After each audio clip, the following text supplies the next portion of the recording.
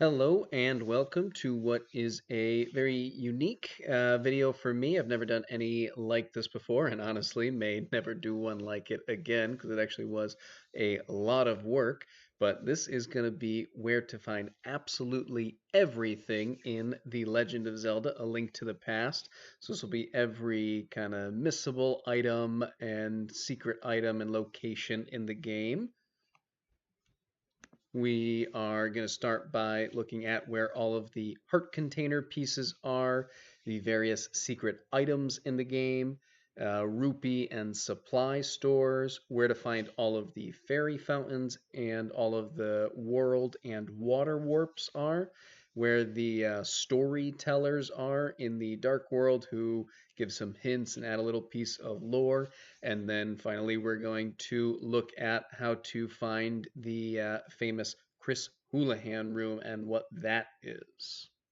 All right, now let's take a look at where we can find all of the heart containers in the game. Obviously, this won't include the ones you get from completing dungeons, but otherwise, let's get started. So we start off here with the first full heart container, which probably doesn't really need to be included, but technically is missable. So this is right at Sanctuary, as you saw on the map, right at the start of the game, and just inside this chest is a full heart container.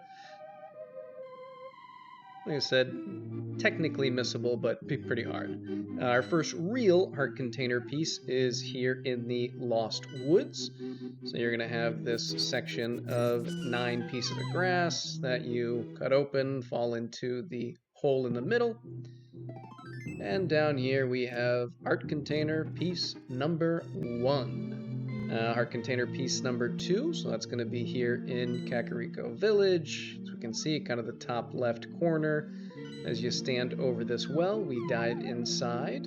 Absolutely classic video game staple.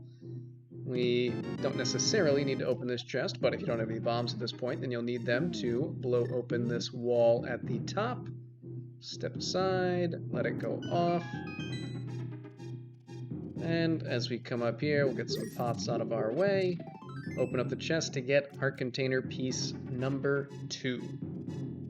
Number 3 is also in Kakariko Village, just a little bit further east at the Thieves' Hideout area.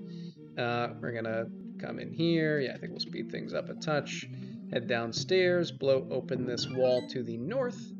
And after we move some pots out of the way, we open the chest, and there is heart container piece number 3. Now, number 4, we have to go just south of Kakariko Village. We have to make a little detour through the house of the Quarreling Brothers. We again need a bomb, and then we do the 15-second race. There's a couple of different ways through here. I tend to go around the outside, but you can kind of scoot through the middle. Either way, do it in 15 seconds, and you are rewarded with heart container piece number 4. Hopefully you don't accidentally step off the edge, which I almost did there. Now, number 5 is here in the desert, kind of the top right section where we meet the wise old man. But as we go through this cave, down south, it actually is a little bit difficult to see, especially when I have it covered. But there is a bombable wall here, and inside is a chest with heart container piece number 5. For number 6, we go to the Great Swamp, and in this, I don't even know what they technically call this when it's in the light world, but the waterway control system. If we pull the lever on the right, we change the water flow and uncover the heart container there just to the left side, and that would be piece number 6. Now, number 7, we need the Pegasus boots to get here just kind of left of Sanctuary. We smash open these rocks. There we go. And right down inside is a chest containing heart container piece number 7. Here we are. So this is the second dungeon in the light world. And in the middle of the dungeon, as you're transitioning from top to bottom, on the ledge to the left here is heart container piece number 8. You just gotta bump the vulture out of the way. Now, number 9, you need the Zora's flippers for. So up here, right after getting the Zora's flippers, we head just to the south, but before jumping off the second set of waterfalls, we move over to the left and collect heart container piece number 9. Here at the top of Death Mountain, kind of on the left side of it, there's a ledge, and if you jump down to the second landing, you can sprint through here, move upwards, and we get heart container piece number 10. Now, this is also at the top of Death Mountain as we're making our first foray into the Dark World. You have to step on this kind of transporter warp panel. Enjoy life as a weird little bunny rabbit, which apparently is, what Link's reflection of Link's soul. I don't know. Either way, you come up to basically anywhere inside of this diamond. Use the mirror to warp back to the light world from the dark world, and there we have heart container piece number 11. For number 12, you can get this anytime after you arrive in the Dark World for real after defeating Aghanim, but right up on top of the Dark Pyramid here, if you fall off to the right, you can go around the outside and grab this heart container piece number 12. Very easy to get, but also very easy to miss. For number 13, we are in, I think it's technically called the Lake of Ice or Ice Lake.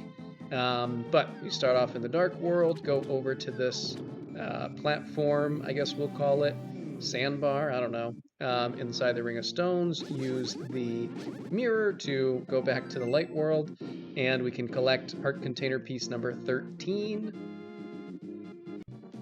For number 14, again, we start in the Dark World. This is kind of just south of where the flute-playing boy is, / the weird creature who turns into a tree.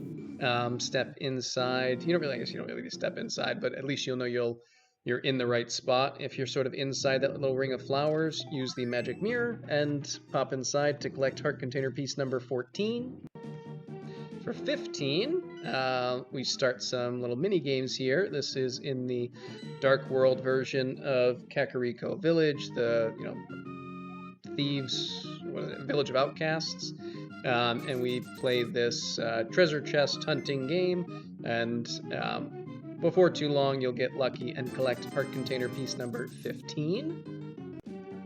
For 16, we go to where that 15-second race was, but in the Dark World, and this time we are playing a digging game that, again, if you just do it enough times, you'll eventually get there.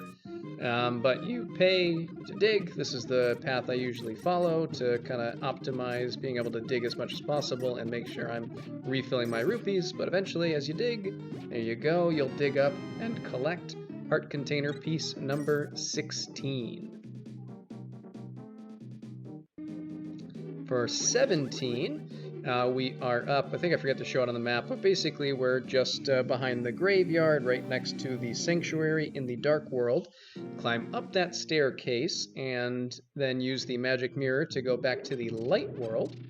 And in back of this cave, we have to bomb the north wall. And as that explodes, we can step in back and collect heart container piece number 17. Now for 18, we're back in the Light World. You could collect this anytime after you defeat Aghanim, so probably could have put it earlier on the list, but this is up where the Lumberjack brothers are, the tree that they had been cutting down and they said was a little weird. You smash it with your Pegasus boots, head up, there's a little fairy fountain there. But to the right, we will collect heart container piece number 18.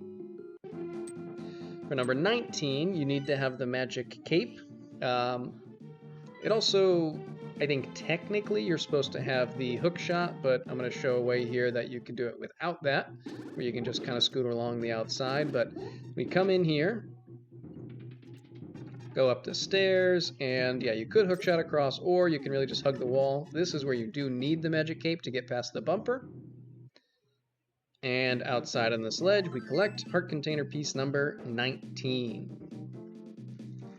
The next heart container, I'm not really sure how this happened. Somehow I lost the files for these next 4 heart containers and did not realize it until after Link to the Past had been added to the Switch, meaning it is no longer the Switch Online or whatever, so it's no longer abandonware, so I can't access those files and have to just kind of record over my own playthrough. But basically, in order to get this heart container, once we have the Titan's Mitt, you come here below where the brothers are, who give us the upgraded tempered sword, knock down all of those pegs, and then you can jump inside and get that heart container. So we'll go to the next one. Alright, so this is going to be heart container 21. There's going to be some pieces I'll have to skip through here, but up at the top of the mountain in the dark world, you lift that stone there, and then we'll go through this whole section. Let's skip this. Hang on. And then you're going to want to use ether here to light up the floor so you can see your way across. Walk across here, bomb through this wall. There we go. And once you bomb through here, again, we're going to just jump over to the left. Hang on. And once you're over on the left, you head down through this door. Come over here, use our mirror to warp back, and grab this heart container here. And now we'll get to the next one.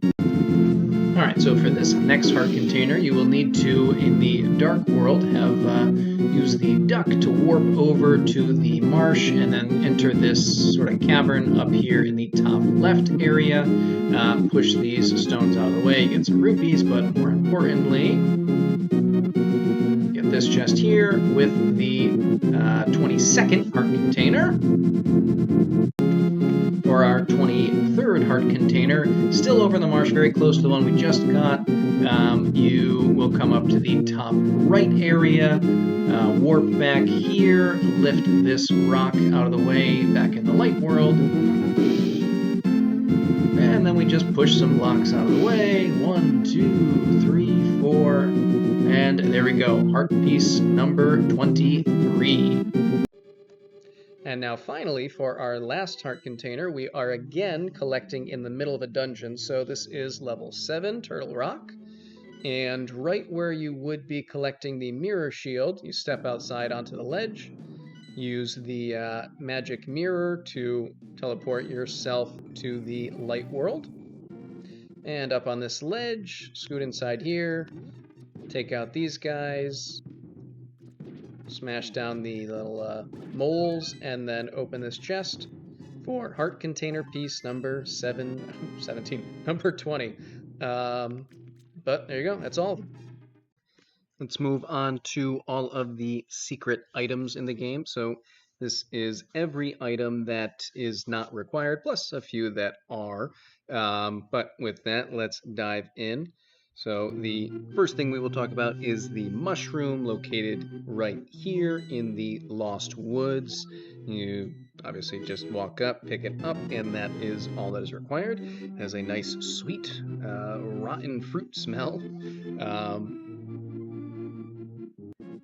And we will take that mushroom and bring it over here to the potion shop, where we will talk to the witch, who I think his name is Hazel, and tell us that she likes the smell of the rotten fruit. We will offer her the mushroom, and in exchange she tells us to come back to the shop, so we just gotta have to sprint off screen, go inside, and we collect the magic powder here, which does quite a number of useful things to various enemies and one weird bat-like guy. Move on to bottle number 1, which is nice and easy here in Kakariko Village. This salesman sells it for a fairly cheap 100 rupees, which we can obviously use now to collect potions, fairies, and the good bee. Bottle number 2, also easy to find here in Kakariko. You come up just kind of to the northern entrance of the bar here, head inside, and you don't really need to move that pot, but I like uncovering that cocoa, and open the chest and get bottle number 2.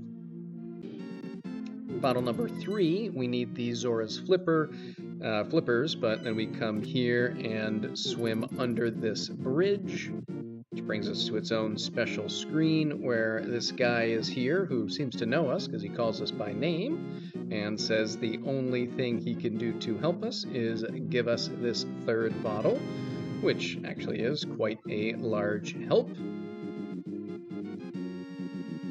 And then finally, bottle number 4, this we can get after having the Titan's Mitt. We head up to the dwarves' house, or at least the dwarves' house location, but in the dark world where this chest is here, and it will follow us into the light world and wherever we go. Although I believe if you start sprinting, it can't keep up with you. But either way, we walk over here to the pathway between the swamp and desert, talk to this normal-looking guy, who is, of course, a thief in disguise, and promises to open the chest for us if we promise not to tell on him, giving us the 4th bottle. The bug-catching net, which we can't acquire unless we have at least 1 bottle. We come right up to this house just north of where we picked up bottle number 2 and talk to this kid, who informs us that he is sick because of the air coming off of the mountain, and therefore gives us the bug-catching net, which we will make plenty of use of. The good bee is kind of a goofy little item that can be useful for a couple of bosses and some enemies. I don't tend to use it much, but it is kind of fun to use. You come in here to the fairy fountain right next to the where we got the ice rod and catch it with the net. And as long as we have an empty bottle, we can keep the good bee and then open it and release it anytime. Speaking of the ice rod, just next door there is a bombable wall, and we place little explosives there, head inside, and in here we will come across a chest, and inside is the ice rod, which I actually probably don't make quite as much use of as I should, but you definitely need it to defeat Trinex, so it's not a missable item, but I wanted to include it here. The magic cape is missable, but is very useful. The first time we are able to access it is once we get to the dark world and have the hammer and can move around a little bit on this side of the map. If you transfer to the light world within this ring of stones and charge into this grave, you can head inside and get the magic cape, which is very useful. It does eat through your magic, but it makes you both invisible and invincible, which is quite handy. And you can use it as part of the your methodology to collect the Cane of Burna. So in here, the Cane of Burna, what we want to do is you need the hammer to smash down these moles, and then you don't have to use the cape, but it does make it easier to get across these spikes. Alternatively, you can just burn a bunch of potions and fairies. But we lift this rock out of the way, and in here is the Cane of Burna, which also makes us invincible, but also surrounds us by this kind of item that, kind of spark that attacks enemies if we walk into them. The Ether Medallion is not something that we can miss. You need it to access Misery Mire, but it is found right here, and you can collect it anytime after you get the Book of Medora and the Master Sword. Just by reading this inscription and holding up the sword, you will acquire the Ether Medallion and some nice fancy air magic. Quake is another medallion that is not missable. You need this to access Turtle Rock, but it is one that's, I think, worth showing just to show off all of the potential Overland magical items located here in the, the Lake of Ill Omen. There's a sign saying not to throw anything into the Ring of Stones, which we, of course, ignore entirely. Throw just about anything in there, and this guy gives you the Quake Medallion. If you do it again and throw something else in there, I think he attacks you or throws something at you. But this first time, we get a nice fancy magic spell. Now, Bombos is missable, but if you come here to the path in the Dark World that doesn't quite connect, but theoretically would connect over to Misery Mire, and transfer to the Light World, you will head up on top of this mountain, and again can use the Book of Endora and the Master Sword to be given the Bombos Medallion, which is an item that I very much like to use to obliterate enemies regularly. And it's just fun. So next we have kind of increasing our magic capacity, or I guess really to put it more accurately, we're decreasing the cost of magic spells. So once you are able to get to the dwarves' house and have the hammer, you can smash down that uh, little whatever peg there and come in here and use the magic powder on this cauldron. And then this bat guy says he's going to curse us and kind of says a bunch of goofy stuff, but ultimately it decreases the cost of magic, which is extremely useful moving forward. This isn't necessarily an item per se, but a location that is missable, the Waterfall of Wishes, which we can access as soon as we have the Zora's Flippers. And as you will see here, there's a few upgrades we can get. The first is by throwing our boomerang in, we can get the magic boomerang, which travels further and faster, I believe. The second item that we can get is by throwing in our shield. We will get a magic shield, which has the ability to deflect more potent attacks like fireballs and things like that. And then, not as important, but if you throw an empty bottle in, you can get the Medicine of Magic, which obviously will refill your magic meter. Not exceptionally necessary, but not a bad thing to get for free. The Fountain of Happiness, similarly more a location than a specific item. And actually, I think it might be technically the Pool of Happiness, but either way. As you walk up to it, you're asked to throw some rupees in, and basically every time you hit a total of 100, which I think I skipped through here, hopefully, you can increase either your bomb capacity or your arrow carrying capacity. Once you've done the first one, you can give more than just 20 at a time, and ultimately you can get a max of 50 bombs and 70 arrows. Now the Tempered Sword is the upgrade to the Master Sword. You can get this as soon as you have the Titan's Mitt. You come here to this area where the library and Book of Medora are. In the Dark World, you head over to the where the dwarves live, teleport to them, and in the Light World, and the dwarven partner will go inside.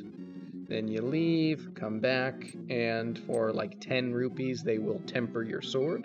You do have to give it to them and then leave, but all you have to do is basically go off screen and come back and they'll be done with it. And you say hi, and we collect our Tempered Sword. It's now kind of a cool orange color. Now, again, another spot like the Waterfall of Wishes and the Pool of Happiness, the Curse Fairy is, I guess, a location where we can get upgraded items. So we come here and collect this Super Bomb, which I believe we can only access after we have finished 6 of the 7 Dark World dungeons. You want to be careful not to accidentally set off the bomb, which I think you can do if you jump off ledges and things. But you come here to the Dark Pyramid, drop the bomb off right at this fractured wall, and head inside, where we will speak to the fairy. And again, well, I guess we start by throwing things in. So there's 3 items we want to throw in. One is our Tempered Sword, and we will be rewarded with the kind of golden sword, the most powerful sword in the game, level 4 sword. And this, again, is not actually missable because we absolutely have to throw our bow and arrow in there in order to get these silver arrows, which are needed to defeat Ganon. And finally, just like before, we can throw an empty bottle in to get the Medicine of Magic. But there we go. That's every potentially missable item, plus a few extras in Legends of Zelda: Link to the Past. The next set of secret or missable locations we'll talk about are various storehouses of supplies or major rupee locations throughout the game. The first is here in Kakariko Village, where you will require a bomb, but if you bomb the front door of this storehouse and head inside, there are 8 pots on the ground, and under which we find a few various items, but these are, of course, infinitely replaceable, so you can always come in and out anytime. And there is a second storehouse here, a little less useful, in the house of the old woman who is sweeping. We can bomb this right wall, access her storehouse where there's a chest, and you can get 10 arrows here. Now, at the Kakariko Well, which is probably more important for acquiring your first or maybe second heart container piece, we jump down here. We can acquire some bombs, but then also a good number of rupees here in the chests, which of course are not replaceable, and then also under these pots, which you can, if you want to go through the effort, continually refill there. Then we have the Thieves' Den puzzle, where it's a lot more fun to get it all right in one run through, but in reality you can do this multiple times and it'll work just fine. But we want to push these blocks out of the way. That allows us to access the chests here. So if you follow this pattern, you will be able to access all of them. And inside we get 20 rupees for each chest, which is a nice little boost here early on in the game.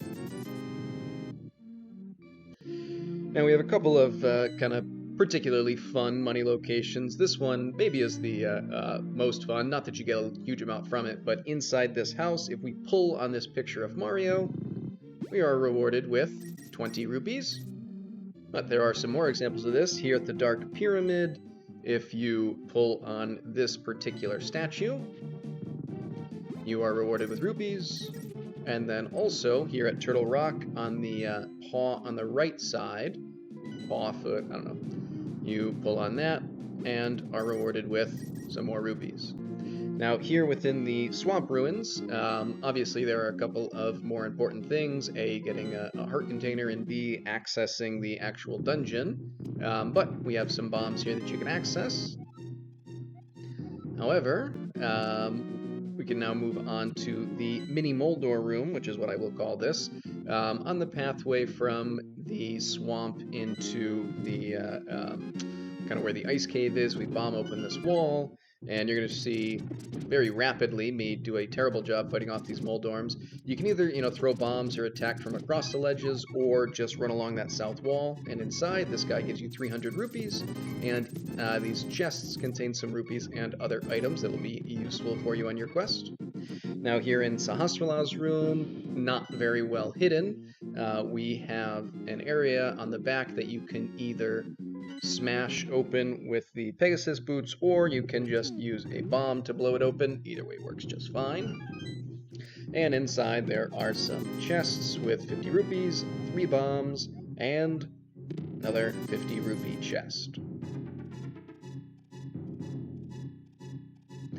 In this kind of pathway leading from the swamp to the desert, there's a nice little spot here where if you throw that rock out of the way, there's this guy who tells us to go check out the Ice Rod Cave, but also some rupees under each of those pots.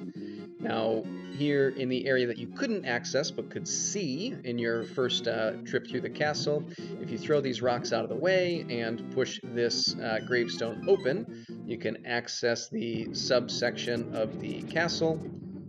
And by smashing or bombing open these walls, A, we can move these pots out of the way, which gives us some hearts, but maybe more valuable, we have these chests, which give up bombs, and a rather large selection of rupees, which can be very helpful to us. And of course, we have the exit up top, which you can again smash or bomb open. Now, within the Insect's Cave, so this is the Insect Storyteller, in the Dark World, where the second wise man is in the Light World, we can bomb open this back wall, and after heading through, we have kind of an infinitely replaceable set of items under these skulls. Probably not the most useful, but nice to have. Now, within this house in the outcast village in the dark world, if we head inside, there is a chest which contains, I believe it's 300, rupees. And then in another storeroom, kind of in the southern portion of the outcast village, bomb open this wall. It's a little more obvious than the storeroom in Kakariko village. And inside there's a meaningless skull, which we'll throw out of the way because it's fun, and another 300 rupee chest. Now, a couple pathways in Death Mountain. There are others here, but I don't show all of them. But these are some of the more valuable or interesting ones. Kind of sprint through this because most of this isn't all that interesting, and it takes a little while to loop around. But you have a chest here with 50 rupees. Not all that exciting, but nice to have. And now a second path here in Death Mountain, still in the light world. I'm accessing it coming from the top of Death Mountain and heading down. But if you fall off of this pathway here, we have this wall up north that we can bomb open. That gives us a few decent items just to refill our stocks if we need it. But perhaps more valuable, as you head up these stairs and head in this room, there's another Moldorm room, which if we take them out, we have access to these chests and get basically a total of 100 rupees with 5 20 rupee chests. Alright, now we have a nice long pathway here that I'm going to call the Death Mountain Hookshot Path. Behind this is a way to access a heart container that you're certainly going to want, but you can still use this room if you need the cash to kind of hookshot around, and you use these skulls as pivot points, latching points, and each of these chests contains 50 rupees. So we'll bounce around here, try not to fall off the edge too many times. Another 50 rupees there, and then pretty sure I messed up there, but it doesn't matter too much. It sends you just back to the beginning of the room, which just makes it that much easier to access this one last pathway. And 50 more rupees. And that will just about do it for the important rupees on the overland. All right, so we're going to talk about where you can find every fairy fountain in the game. So that'll be the great fairies that will heal you, and then the fairy fountains where you can collect anywhere between 2 and 4 of the small fairies. This is just going to be in the overland, so not within levels, but let's get started. Our first great fairy is in the light world and is located here kind of just south of where you meet Sahasrara and where the Great Palace is. So inside this cave, there you go, you can get all healed up. And wasn't that nice? Great Fairy number 2 is going to be in the Great Swamp. This one is behind a bombable wall up at the top right. So throw a bomb down there, step inside, and let your wounds be soothed, apparently. Alrighty, so Great Fairy number 3. So this is on the way from the swamp to the desert, all the way to the left of that section. Great Fairy number 3, come inside this cave, and we can be healed. Great Fairy number 4 is going to be located kind of just east of Sanctuary. Open up this hole in the ground by cutting down that piece of grass. And after we go through this doorway, we find Great Fairy number 4. And then moving on, our first foray into the Dark World, Great Fairy number 5. Now this perfectly reflects where Great Fairy 1 was, just south now of the, the Dark Palace. And inside here, we can again be healed. Great Fairy number 6 in the Dark World is located where the Ice Rod would be in the Light World, again behind a bombable wall. Great Fairy number 7 is in Misery Mire. Actually, I think Misery Mire might just be the level in the swamp-like area, might have a different name, but either way, inside this kind of temple area, it's number 7. And then So I'm just going to call these fairy fountains, where they're just the collection of small fairies. The first one is very close to where Great Fairy number 1 was, but this is just past where the Great Palace is. And again, just south of there, where we have this nice collection of fairies. Number 2 is going to be behind Link's house. I guess I forgot to show it on the map. Oh, there we go. But we smash open this collection of rocks here after getting the Pegasus boots, and can collect fairies in there. Fairy fountain number 3 is connected to the pool of happiness. So if we go through here and sneak past, pretty sure that's Venus. Venus might be the one at the Waterfall of Wishes, I always forget. But bomb open this wall to the right, and we have our third fairy fountain. Now number 4 is going to be where the Lumberjack brothers are. So this we can access anytime after we have defeated Aghanim and can gain access to the Dark World. But once we kind of smash into that tree and head up north, we have this collection of fairies here in the pool. Fairy fountain number 5, probably could be earlier on the list, but whatever, I made it number 5, is the ice cave right next to the ice rod. And if we bomb the wall at the back here, we can open things up, head inside, and there's some nice fairies and another item in here that we'll have to show off in the item section. Now, fairy fountain number 6 is still going to be in the light world. This is up at the top of Death Mountain. Jumping off of the second ledge is probably a little more interesting to you long term, but here, jumping off of the first ledge on the western portion of the mountain, if we follow this path around, we will find ourselves at fairy fountain number 6. Splash around a little. Fairy fountain number 7, still on Death Mountain, but now on the eastern side, so we'll need either the hammer or the hookshot to get over here.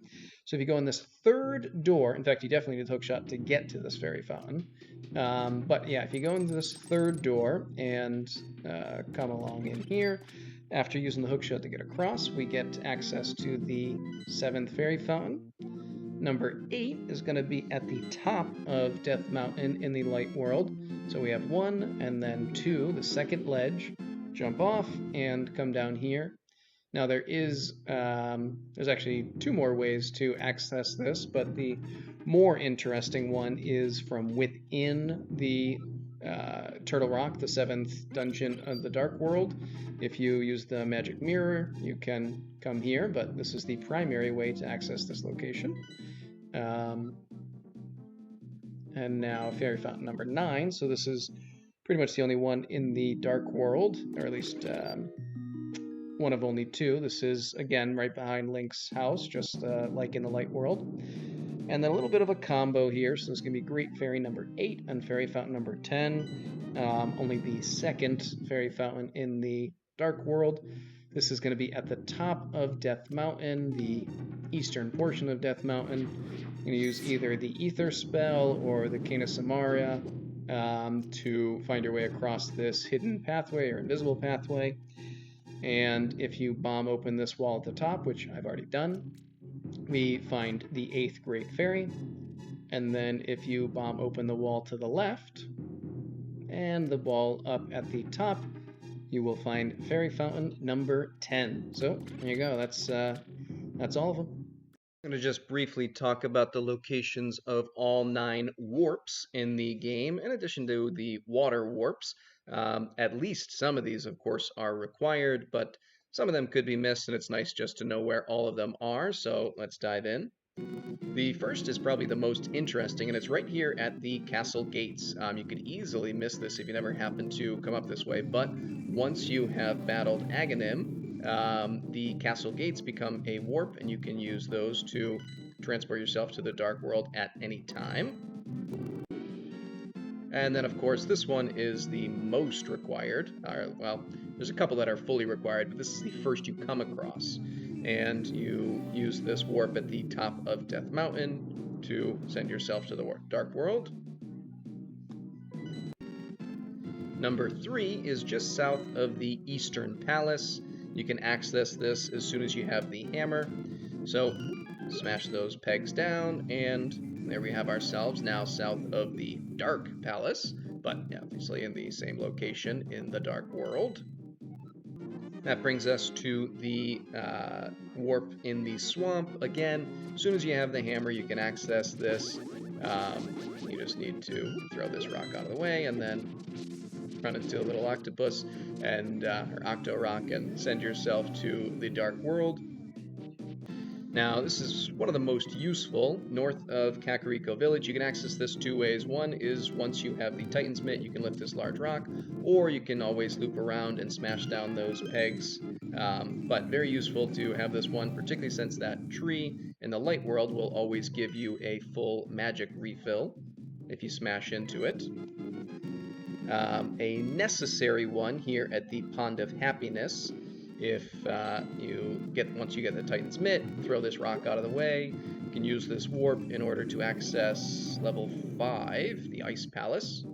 Another necessary one, the only way to access the Misery Mire in the Dark World here in the Desert of Mystery, also requires you to use the flute and the duck, which makes them non-missable items. But if you fly with the duck here to the Desert of Mystery, you can uncover that warp and send yourself to Misery Mire. This one here at the bottom of Death Mountain, honestly, you could easily not ever use, but once you have the Titan's Mitt, throw this out of the way, and you can access the bottom of Death Mountain here on the right side in the Dark World. And then finally, another necessary warp at Turtle Rock. You, of course, have to smash these pegs down in the right pattern, which unveils the warp and allows you up top where you can open the entrance to Turtle Rock using the Quake spell.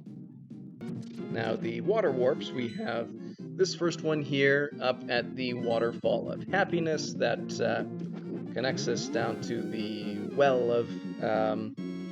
the Waterfall of Wishes, connecting us to the Well of Happiness or the Pond of Happiness.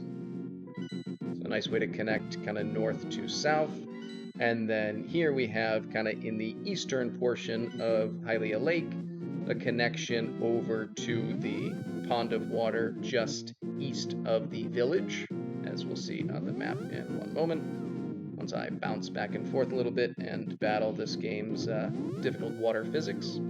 It's not that bad, but I don't love it. So yeah, there you go. We're in this little pond just next to Kakariko Village.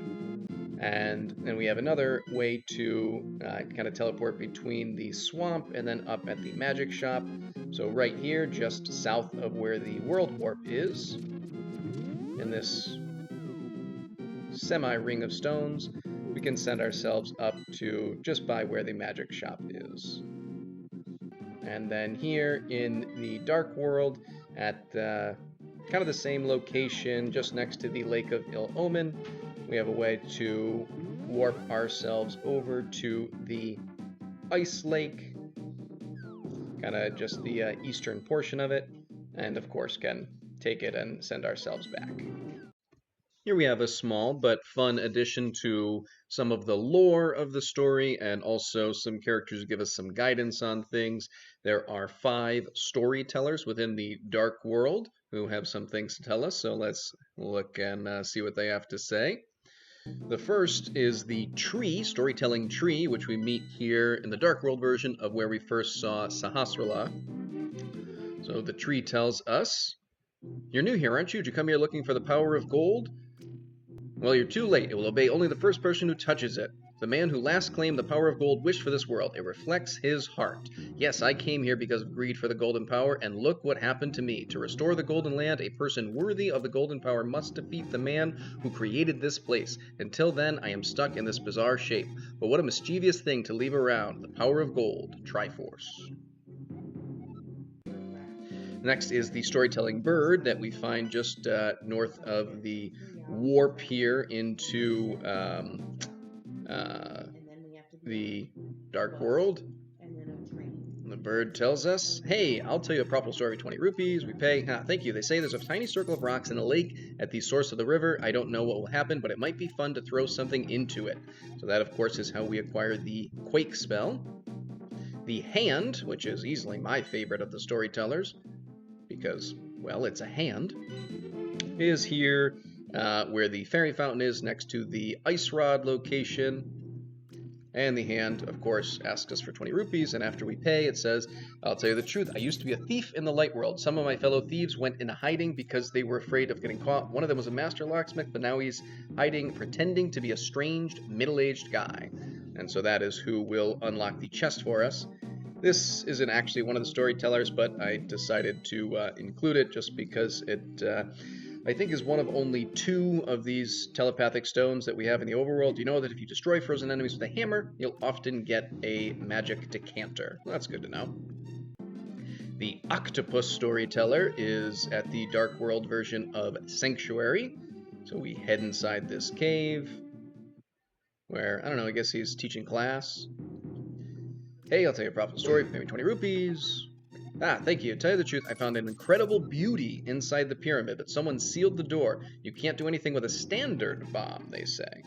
I believe that would be the cursed fairy that we uncover with the special bomb, where we get the silver arrows. And then finally the insect up here in Misery Mire.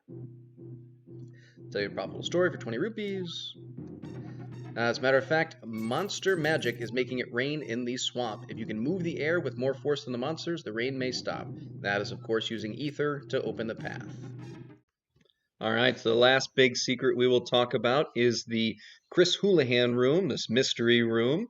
So we'll dive in here. There's a lot of different ways to do this. The way that I personally find easiest is to start here at Sanctuary and then head over to the graveyard. So what this room is ultimately, unless I'm mistaken, is basically if something happens that causes the game to lose track of where Link is, it throws Link into this room as kind of a fail-safe. So what you do is you kind of open up this grave, drop a bomb to bounce yourself in, and that should drop you here into the Chris Houlihan room. And it's just a way to basically prevent the game from crashing. And I think Chris Houlihan won some kind of, Nintendo Power or something contest to be mentioned in the game, and that's why it's called that. But that's kind of the last big mystery. As you exit, you end yourself outside of Link's house. But if you think I missed anything, please let me know. All right. Thanks for watching. Hope that you enjoyed and hope it helped you. Again, if there is anything that you think I missed, please let me know so I can add the information in here. But until next time, see ya.